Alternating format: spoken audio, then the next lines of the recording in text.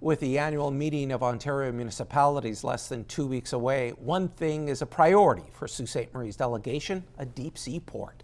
The project has been a dream for many in the Soo, and with nation-building projects up for discussion, they believe now is the time to seek provincial support. CTV's Cory Nordstrom has more. Local officials believe now is the ideal time to start work on the deep-sea port in the Soo. The green future of Algoma Steel means that the site will be viable for decades to come, but the switch to the electric arc furnace means about 1,000 employees will lose their jobs.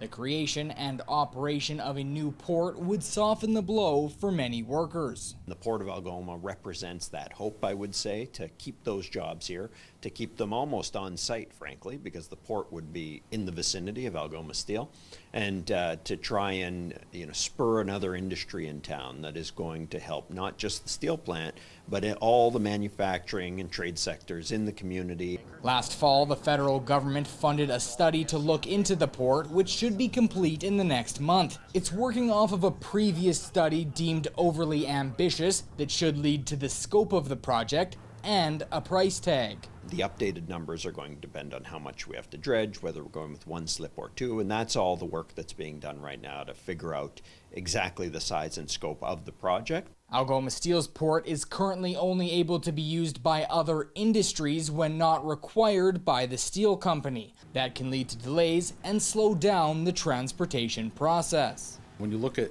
where Sault Ste. Marie is on the map, especially if you're looking at a map of Canada, pretty much right in the middle.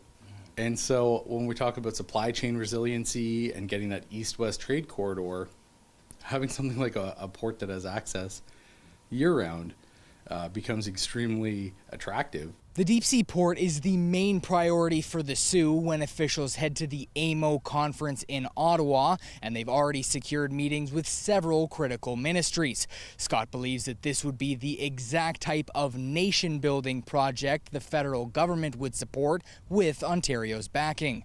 Cory Nordstrom, CTV News, Sault Ste. Marie.